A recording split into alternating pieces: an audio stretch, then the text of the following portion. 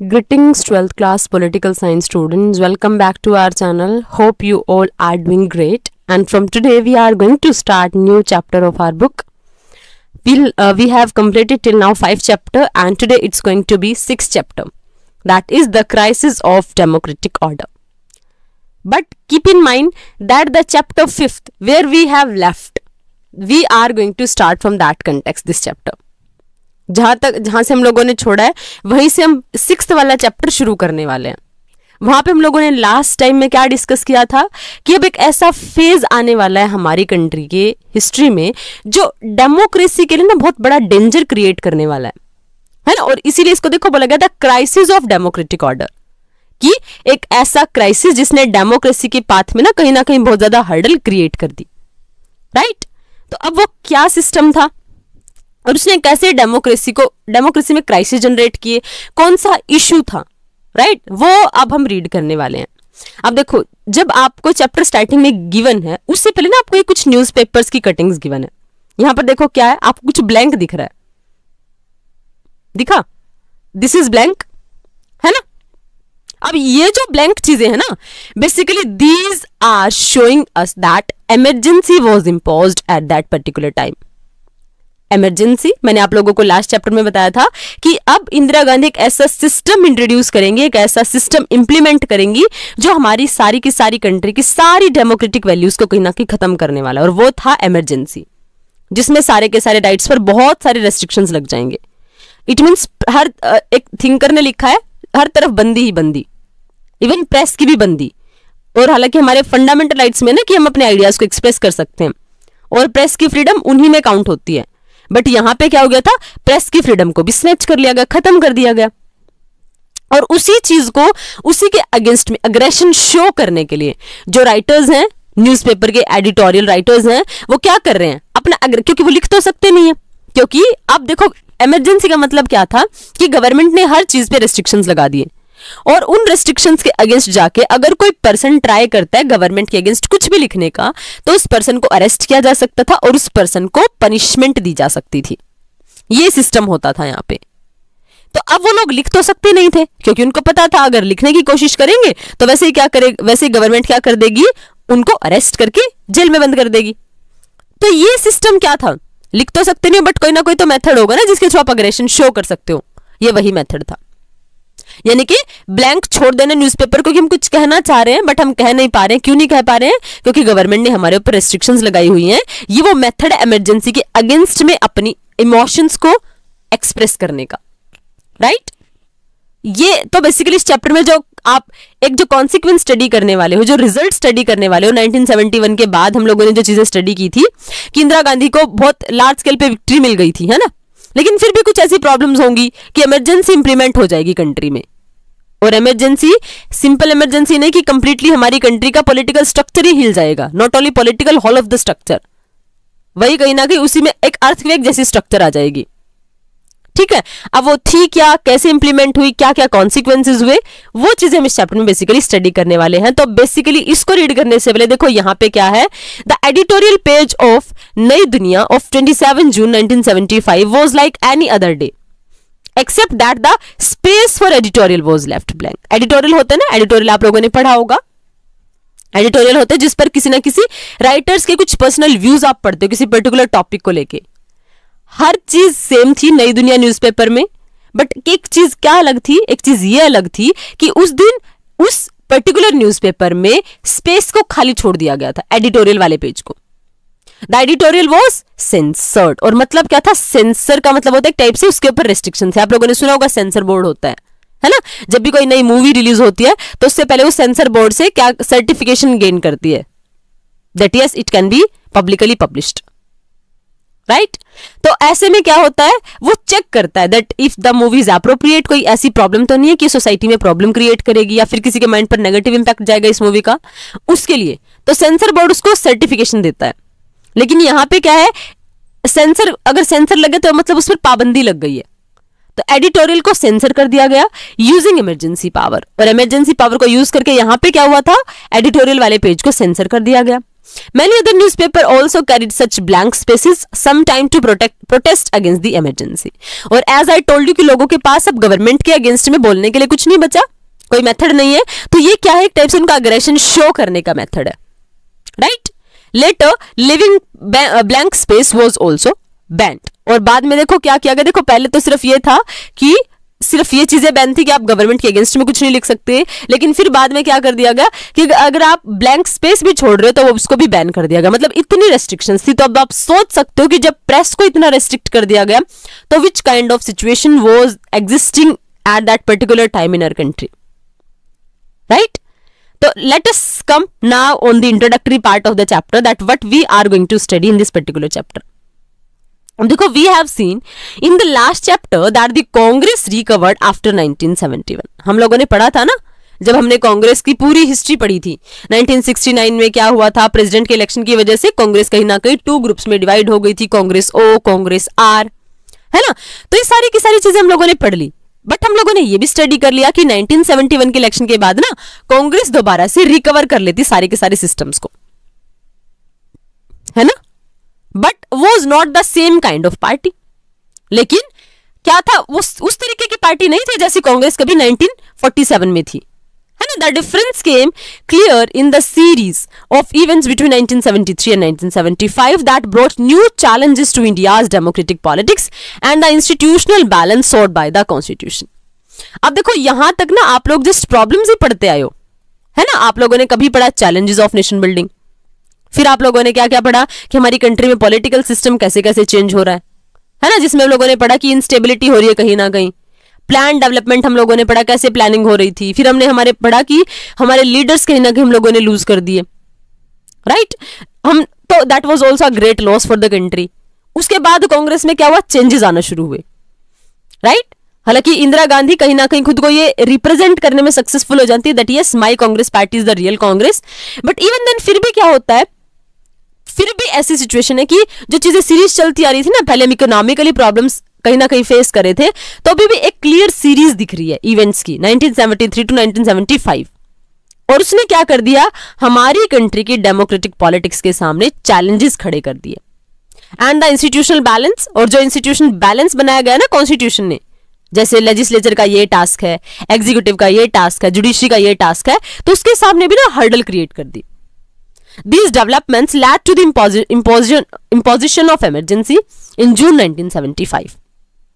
और इन सारी की सारी प्रॉब्लम्स की वजह से फाइनली क्या हो गया, अल्टीमेट रिजल्ट क्या निकला, फाइनल रिजल्ट ये निकला कि इमरजेंसी इंपोज हो गई हमारी कंट्री में 1975 में, right. Normally we would associate emergency with war and aggression और विद नेचुरल डिजास्टर. वैसे नॉर्मली का मतलब क्या होता है, नॉर्मली आप इमरजेंसी क्या कब बोलते हो कि इमरजेंसी जब कुछ बहुत इंपॉर्टेंट चीज इंसिडेंट, मतलब कोई बहुत ऐसा इंसिडेंट हैपन हो जाए, है ना, जैसे वॉर हो गया, राइट. जैसे कोई बहुत बड़ा नेचुरल डिजास्टर आ गया, राइट, तो उसको हम इमरजेंसी कंसीडर करते हैं. बट ये वाली इमरजेंसी कुछ अलग थी.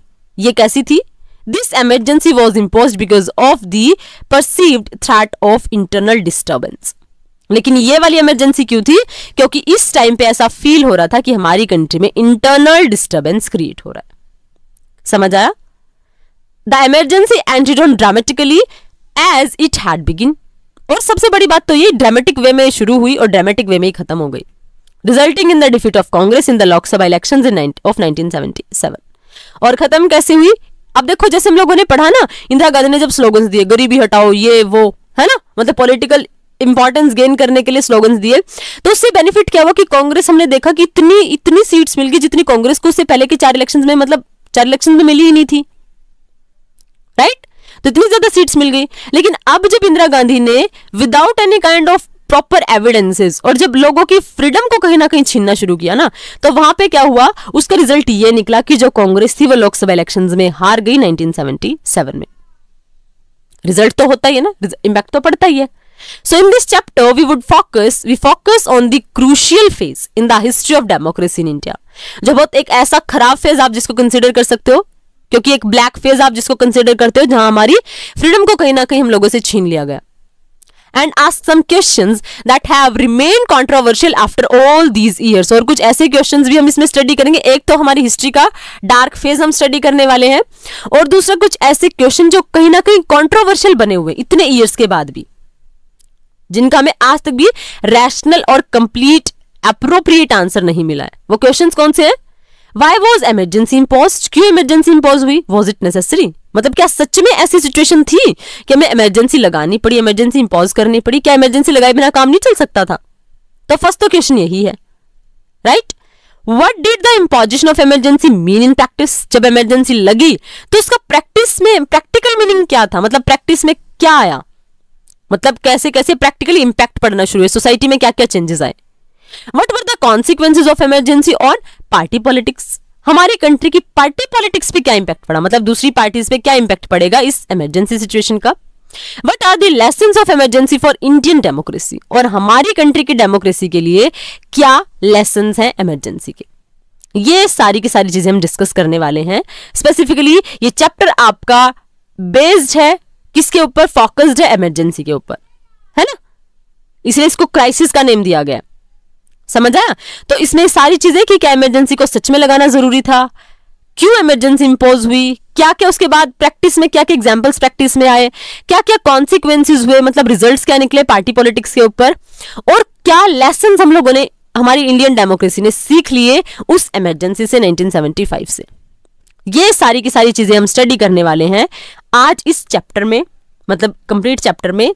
So let us start formal reading of the chapter, that is crisis of democratic order, right? जो हम इतने बड़े प्राउड के साथ कहते हैं कि वर्ल्ड की सबसे बड़ी डेमोक्रेसी है इंडिया, लेकिन ऐसा कौन सा क्राइसिस था जिसने हमारी कंट्री के डेमोक्रेटिक ऑर्डर को कहीं ना कहीं इनस्टेबल बना दिया, स्टेबिलिटी को खत्म कर दिया, राइट? वो क्या था? That we are going to study. उसका नाम है इमरजेंसी। लेकिन वो इमरजेंसी थी क्या, बैकग्राउंड क्या था? Let me discuss it. अब देखो, we have already studied the changes that were taking place in Indian politics since 1967। ये चीज हमने बड़े बार डिस्कस कर ली है ना, वो हम लोग बहुत बार डिस्कस कर चुके हैं, राइट? हमारी पॉलिसीज हम लोग डिस्कस कर चुके हैं। हम लोग ये भी डिस्कस कर चुके हैं कि 1967 में केरला में फर्स्ट टाइम पे एंटी कांग्रेस गवर्नमेंट बनती है ना? उसके बाद हम लोगों ने स्टडी किया था 1971 में जब इलेक्शंस होंगे, तो मतलब तो इसके बाद जब इलेक्शंस होंगे तो कहीं ना कहीं क्या होगा, कहीं ना कहीं बहुत सारे स्टेट्स में एंटी कांग्रेस गवर्नमेंट भी बनती है ना? फिर उस बाद को फिर क्या किया जाएगा, लोकसभा को डिसोल्व किया जाएगा, फिर 1971 में दोबारा इलेक्शंस करवा लिए जाएंगे। So Indira Gandhi had emerged as a towering leader with tremendous popularity. लेकिन अब देखो क्या हुआ, इंदिरा गांधी उस टाइम पे क्या बन गई, पॉपुलर लीडर बन गई भाई, और जिनके पास ट्रिमेंडस, बहुत शानदार क्या थी, पॉपुलैरिटी थी। तो ऐसा सिस्टम हमारी कंट्री में चल रहा था, है ना? तो अब ये वाला जब सिस्टम चल रहा था तो इसका मतलब क्या हुआ, इसका मतलब ये हुआ कि अब इंदिरा गांधी एक ऐसा फेस बन चुके हैं जो कंट्री के लिए बहुत ज्यादा इंपॉर्टेंट है, right? So this was also the period when party competition became bitter and polarised. और यहां तक आते आते हमारी कंट्री की पॉलिटिक्स भी चेंज हो चुकी थी। वो पॉलिटिक्स कैसे चेंज हो चुकी थी, जो हमारा पार्टी कंपटीशन था ना, बिटर मतलब कड़वा हो चुका था। पहले हम लोगों ने क्या पढ़ा, नेहरू के टाइम पीरियड तक, लाल बहादुर शास्त्री जी के टाइम पीरियड तक हमने क्या पढ़ा कि जो हमारी पार्टी पॉलिटिक्स है ना, वो कैसी थी, एक दूसरे के म्यूचुअल रिस्पेक्ट पर बेस्ड थी, कि अगर आप दूसरी पार्टी से भी बिलोंग करोगे तो भी आपको रिस्पेक्ट दिया जाएगा, है ना? ये सारी चीजें हम लोगों ने पढ़ी थी। बट अब यहां पे क्या हो रहा था, अब उसके ऑपोजिट चीजें हैपन हो रही थी। मतलब अगर आप कांग्रेस से हो तो आपको कांग्रेस को ही इंपॉर्टेंस दोगे, अगर आप जनसंघ से हो तो आप जनसंघ को इंपॉर्टेंस दोगे। मतलब अब हमारी सोसाइटी बिटर हो चुकी थी पॉलिटिकल बेसिस पे, और पोलराइज्ड हो चुकी थी, मतलब डिवाइड हो चुकी थी, right? So this period also witness tension in the relationship between the government and the judiciary. और इसने रिलेशन में टेंशन क्रिएट कर दी, किस किस के बीच में, गवर्नमेंट के बीच में और जुडिशरी के बीच में भी, right? The supreme court found many initiatives of the government to be violative of the constitution. और जैसे कि आप सभी को पता है, हमारी जुडिशरी को हम क्या बोलते हैं, it is the guardian of our constitution ना। लेकिन इस फेज में ना आपको बहुत सारे ऐसे इनिशिएटिव्स मिलेंगे गवर्नमेंट के, जिसकी वजह से क्या हुआ, ऐसा फील हुआ कि गवर्नमेंट ने ना जानबूझ के हमारे कॉन्स्टिट्यूशन को वायलेट करने की कोशिश की है। और Congress party took the position that this stand of court was against principles of democracy and parliamentary supremacy. और ऐसी पोजीशन ले ली कांग्रेस पार्टी ने कहीं ना कहीं जो क्या थी, हमारे डेमोक्रेटिक प्रिंसिपल्स के भी अगेंस्ट थी और हमारी पार्लियामेंट्री सुपरमेसी, क्योंकि देखो पार्लियामेंट को अगर हम लोगों ने इलेक्ट किया तो definitely that is supreme authority, है ना। But for being the guardian of our constitution, कहीं ना कहीं हमारी जुडिशरी की भी बहुत ज्यादा इंपॉर्टेंस है। लेकिन यहां जो हमारी कंट्री का जो फेज आया, उसने क्या कर दिया, कुछ ऐसे प्रिंसिपल्स की जिसकी वजह से ना डेमोक्रेटिक वैल्यूज हमारी कहीं ना कहीं हर्ट हो रही थी। The Congress also elite that the court was a conservative institution and it was becoming an obstacle in the way of implementing pro-poor welfare programs। और देखो मतलब गवर्नमेंट और कांग्रेस, है ना, इतनी ज्यादा कहीं ना कहीं अपनी पॉलिसीज को लेकर इतनी ज्यादा अग्रेशन में आ रही थी कि उन्होंने ये बोलना शुरू कर दिया कि जो कोर्ट है ना वो क्या है, कंजर्वेटिव इंस्टीट्यूशन है। और क्यों इंस्टीट्यूशन है, क्योंकि अगर हम pro poor welfare programmes initiate करना चाह रहे हैं ना, तो वहां पे ये उसमें हर्डल क्रिएट कर रहा है, इसलिए क्या है, कंजर्वेटिव इंस्टीट्यूशन है। The parties opposed to the Congress felt that politics was becoming too personalized and the governmental authority was being converted into personal authority। ये चीज तो हम बड़े अच्छे से डिस्कस कर चुके हैं कि अब जो कांग्रेस का सिस्टम था वो ऐसा था कि party to individual, party to personal, है ना। जो हमारी कंट्री में कांग्रेस का सिस्टम था पहले क्या था, पार्टी पर फोकस था, लेकिन अब वो पर्सनलाइज्ड हो गया, मतलब इंदिरा गांधी को इंपॉर्टेंस मिल रहा है, right? The split in the Congress had sharpened the divisions between Indira Gandhi and her opponents। और यही स्प्लिट क्या हुआ, इसी वजह से क्या हो गया, शार्पन मतलब तेज हो गया डिवीजन किस किस के बीच में, इंदिरा गांधी के बीच में और उसके ओपोनेंट्स के बीच में। समझ आया? अब देखो, अब जब बैकग्राउंड बनता है तो बैकग्राउंड के लिए, जैसे आप लोगों ने कभी 1857 का रिवोल्ट पढ़ा होगा, है ना, आप लोगों ने पढ़ा होगा कि उसके लिए ना बैकग्राउंड हम लोग क्या बोल देते कि इमीडिएट कॉज तो क्या थे, एनफील्ड राइफल्स थे। बट क्या सिर्फ एनफील्ड राइफल ने इतना बड़ा रिवोल्ट करवा दिया? दैट्स नेवर पॉसिबल ना। इसीलिए अब क्या था, इसका बैकग्राउंड तो बहुत पहले से बनना शुरू हो रहा है। तो इस बैकग्राउंड में क्या है, इकोनॉमिक कंटेक्स्ट सबसे पहले आता है, राइट? अब देखो क्या है, in the elections of 1971 Congress had given the slogan of गरीबी हटाओ। अब इकोनॉमिक कंटेक्स्ट हम एक्चुअल में देखेंगे कि क्या एक्चुअल में हुआ गरीबी हटाओ स्लोगन के बाद, है ना। यानी रिमूव पॉवर्टी का स्लोगन किसने दिया था, इंदिरा गांधी ने दिया था। वो स्लोगन हमने बड़े अच्छे से समझ लिया क्योंकि ग्रैंड अलायंस के पास हम लोगों ने पढ़ा था, कोई मोटिव नहीं था, बट इंदिरा गांधी ने ये स्लोगन देके एक टाइप से पूरे के पूरे पुअर सेक्शन को, मार्जिनलाइज सेक्शन को अपने फेवर में कर लिया था, right. However the social and economic condition in the country did not improve much after 1971 and 72। But problem क्या हुई, प्रॉब्लम ये हुई कि हमारी कंट्री की इकोनॉमिक कंडीशन इंप्रूव हुई नहीं, वो सेम रही 1971 में और 72 में, right. The Bangladesh crisis had put a heavy strain on India's economy। और बांग्लादेश ने क्या कर दिया, हमने 1971 में पढ़ा था ना बांग्लादेश का क्राइसिस, जब बांग्लादेश की फॉर्मेशन में इंडिया का कंट्रीब्यूशन था। तो यहाँ पे क्या हुआ, इसकी वजह से हमारी सोसाइटी में क्या होना शुरू हो गया, इसकी वजह से हमारी कंट्री में कहीं ना कहीं प्रॉब्लम क्रिएट हुई। क्यों प्रॉब्लम क्रिएट हुई, क्योंकि यहाँ पे बांग्लादेश की फॉर्मेशन हो गई और उस बांग्लादेश की क्राइसिस ने क्या कर दिया, बहुत ज्यादा इंडिया की इकोनॉमी के ऊपर स्ट्रेन क्रिएट कर दिया, प्रेशर क्रिएट कर दिया, right. About 8 million people crossed over the east Pakistan border into India. क्योंकि देखो बर्डन क्यों क्रिएट हुआ, बर्डन इसीलिए क्रिएट हुआ क्योंकि बहुत सारे लोग बॉर्डर को क्रॉस करके इंडिया में आ गए और आएंगे भी भाई डेफिनेटली। क्यों आएंगे, क्योंकि हम क्यों आएंगे बॉर्डर को क्रॉस करके, जो बांग्लादेश के लोग हैं, क्योंकि बांग्लादेश की फॉर्मेशन में इंडिया का कॉन्ट्रीब्यूशन था, राइट। उसके अलावा क्या था, उसके अलावा देखो क्या चीजें चल रही थी, क्योंकि बांग्लादेश को बनाने में हमारा कंट्रीब्यूशन था, तो अब उन लोगों ने क्या एक टाइप से क्या दलील दी कि हम लोग बांग्लादेश मतलब ईस्ट पाकिस्तान में हम सेफ नहीं थे, इसलिए हम लोग क्या करके आ रहे हैं, इसलिए हम लोग इंडिया में आ रहे हैं, प्रोटेक्शन दे दो। और हमने पढ़ा ना कि इंडिया तो शेल्टर देने में माहिर है स्टार्टिंग से ही, हमने दलाई लामा का कंटेक्स्ट पढ़ा, बहुत सारे चीनी रिफ्यूजीज को, है ना, जो हमारी कंट्री में आ रहे थे, चीनी नहीं सॉरी, जो तिब्बतन रिफ्यूजीज थे, है ना, हमने दिल्ली में उनका सेंटर भी बना दिया। तो यहाँ पे सेम इशू फिर 71 में हो रहा है। यहाँ पे क्या, ईस्ट पाकिस्तान से ऑलमोस्ट 8 मिलियन पीपल आ गए, तो अब वो 8 मिलियन आएंगे तो इकोनॉमी पे बर्डन किसका क्रिएट होगा, इंडिया का, राइट। तो अब देखो this was followed by war with Pakistan, और दूसरी तरफ से वॉर हो गया। तो मतलब देखो क्या सिचुएशन है, एक तो वॉर हो रहा है ना, ऊपर से क्या सिचुएशन हो रही है, ऊपर से ऐसी सिचुएशन हो रही है कि दूसरी कंट्री से बहुत सारे रिफ्यूजीज आ रहे हैं, तो अब उनका बर्डन हमारी इकोनॉमी पे और हो रहा है। और पहली कंट्री ओवर बर्डन है, क्यों, क्योंकि इकोनॉमी डेवलपमेंट हो ही नहीं रहा है। क्यों नहीं हो रहा है, क्योंकि हमारी मिलिट्री पे बहुत ज्यादा एक्सपैंड हो जा रहा right. So after the war the US government stopped all aid to India, और उससे बड़ा चैलेंज क्या होगा, उससे बड़ी प्रॉब्लम क्या होगी कि इस वॉर के बाद यूएसए ने सारी की सारी हेल्प देना इंडिया को बंद कर दिया, right. In the international market oil prices increased manifold during this period, और क्या हुआ इस टाइम पीरियड पे ना बहुत ज्यादा ऑयल के प्राइसेस भी इंक्रीज हो गए, और इस वजह से क्या हुआ, this led to all round increase in the prices of commodities.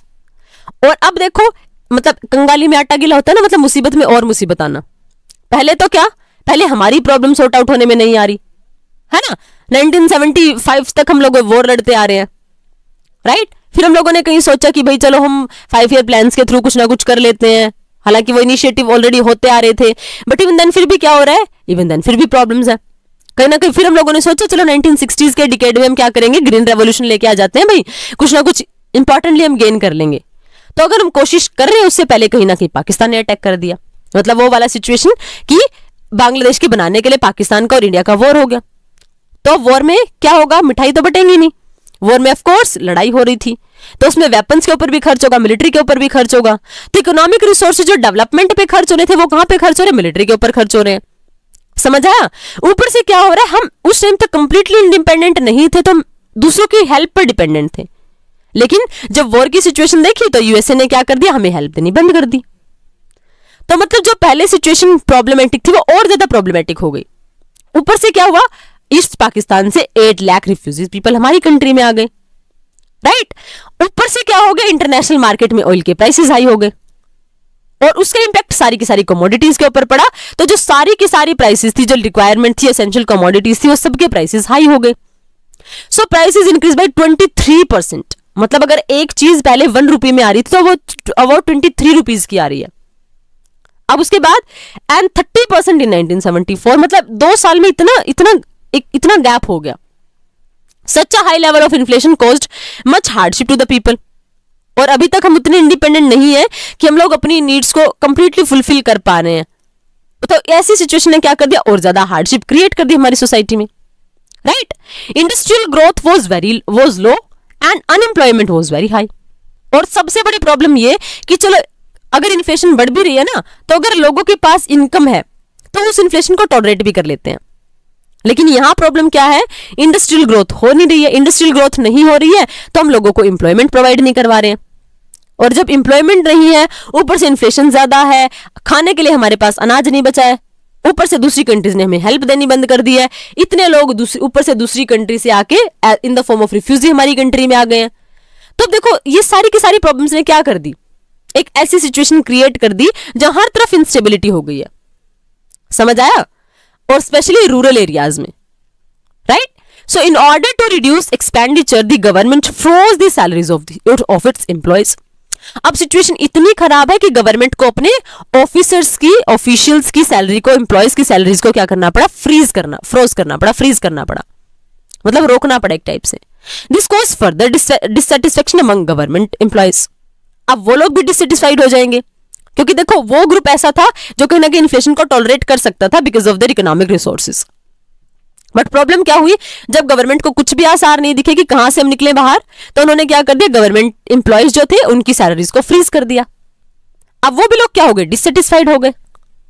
So monsoon fail, और उससे बड़ी प्रॉब्लम और क्या होगी, मॉनसून फेल हो गया 1972 और 1973 में। और मैंने आप लोगों को कई बार बताया कि हमारी एग्रीकल्चर क्या थी, Gamble with agriculture, sorry Gamble with monsoon. तो जब 1972 और 1973 में मॉनसून फेल हुआ, तो अब देखो और प्रॉब्लम इंक्रीज हो गई, and this resulted in a sharp decline in agricultural productivity. तो अब पहली प्रॉब्लम खराब चल रही थी, अब खाने के भी लाले पड़ गए हैं, मतलब अब हमारे पास ग्रेन भी नहीं बचा है, right. Food grain output decline by 8%, अब हमारा फूड ग्रेन 8% डिक्रीज हो गया। So there was an general atmosphere of dissatisfaction with the prevailing economic situation all over the country। देखो मतलब हर तरफ प्रॉब्लम्स ही प्रॉब्लम्स है, जॉब्स नहीं है लोगों के पास, जिन लोगों के पास जॉब है उनको सैलरीज नहीं मिल रही है, जिन लोगों के पास लैंड है उनका एग्रीकल्चरल प्रोडक्शन में डिक्लाइन हो गया, 8% तक डिक्लाइन हो गया, पुअर पीपल के पास ऑक्यूपेशन नहीं है, इन्फ्लेशन 30% तक इंक्रीज हो गया। इन सारी की सारी चीजों ने क्या कर दिया, पूरी की पूरी कंट्री की इकोनॉमिक कंडीशन को हिला के रख दिया। In such a context, non-Congress opposition parties were able to organize popular protest effectively। अब देखो जब ऐसी सिचुएशन होती है ना, तो हमेशा जो और पार्टीज होती है ना, वो हमेशा उसके ऊपर अपनी रोटियां सेकने का काम करती हैं, मतलब वो अपना बेनिफिट गेन करने की कोशिश करती हैं। और सेम हुआ भी, दूसरी पार्टीज ने ऑर्गेनाइज किया खुद को और प्रोटेस्ट करवाने शुरू कर दिए, राइट। अब देखो instance of students unrest and had persisted from the late 1960s became more pronounced in this period. मतलब अब तो स्टूडेंट्स के भी अनरेस्ट, मतलब स्टूडेंट प्रोटेस्ट, ये सारी चीजें भी आम होना शुरू हो गई। There was also an increase the activities of Marxist group who did not believe in parliamentary politics. अब मार्क्सिस्ट ग्रुप, अब उन लोगों को तो क्या मिल गया, बेस मिल गया कि हम तो पहले गवर्नमेंट को मना करते हैं क्योंकि स्टेट एक्सप्लॉयटेशन का मेथड है, तो ऐसे में पार्लियामेंट्री पॉलिटिक्स को खत्म कर दो। वो तो पहले से इस बात के सपोर्ट में थे, तो उन लोगों ने अपनी बातों को और तेज कर दिया, डिमांड्स को और तेज कर दिया। These group had taken to arms and insurgent techniques for the overthrow of the capitalist order and the established political system. अब इन्होंने क्या बोला कि हमें ऐसा करना चाहिए, हमें हथियार ले लो भाई, आर्म्स ले लो, और क्या करो, ऐसी टेक्निक्स एडॉप्ट करनी शुरू कर दो जिससे हम क्या कर दे, ओवरथ्रो, मतलब बाहर फेंक दो किसको, कैपिटलिस्ट गवर्नमेंट को, है ना, और जो सिस्टम एस्टैब्लिश है उसको बाहर फेंक दो। Known as Marxist-Leninist, now Maoist group of Naxalites, they were particularly strong in West Bengal, where the state government took stringent measures to suppress them. और ये सबसे ज्यादा पॉपुलर, आप लोगों ने सुना होगा ना, नक्सलाइट मूवमेंट सुना होगा, कभी सुना होगा, जहां पर हमारी गवर्नमेंटल पॉलिसीज ना वर्क नहीं कर पाती हैं, क्योंकि ये वो ऐसे लोग होते हैं, ऐसे ग्रुप है जो हमेशा एंटी गवर्नमेंटल एक्टिविटीज में इन्वॉल्व रहता है।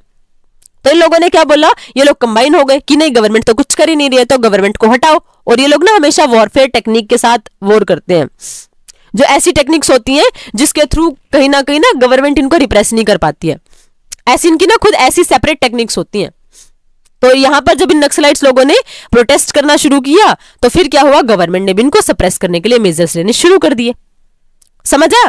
तो मतलब कहीं ना कहीं आप लोग क्या देख पा रहे हो, कहीं ना कहीं पूरी कंट्री में ना अनरेस्ट की सिचुएशन है, पॉलिटिकल इंस्टेबिलिटी तो है ही, इकोनॉमिकली भी क्राइसिस जनरेट हो गए हैं, और दूसरा लोगों के माइंड में इनसिक्योरिटी है क्योंकि गवर्नमेंट उनकी पॉलिसीज को सप्रेस करने की कोशिश कर रही है। समझ आया? यहां पे क्या लिखा, poor people must have had a tough time but happen to the promise of गरीबी हटाओ। देखो कांग्रेस इसी बात पे तो आई थी ना, गरीबी हटाओ, इसी स्लोगन से तो गवर्नमेंट में आई थी, बट फिर उस स्लोगन का क्या हुआ।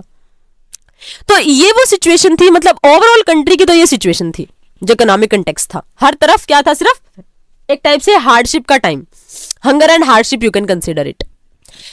अब यहां तक आई थिंक आप लोगों को समझ आया कि क्यों हमारी कंट्री की सिचुएशन इतनी ज्यादा खराब है, बैकग्राउंड आपको क्लियर है, right?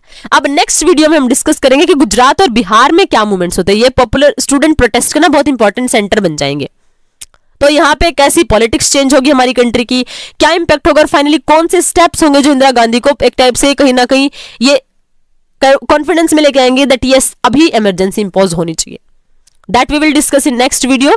I hope till here everything is completely clear to all of you, but if you are having any kind of doubts and query you can ask your doubts in comment section. Next part we will start in next video. Till then keep learning and stay connected as well. Thank you. Thanks a lot.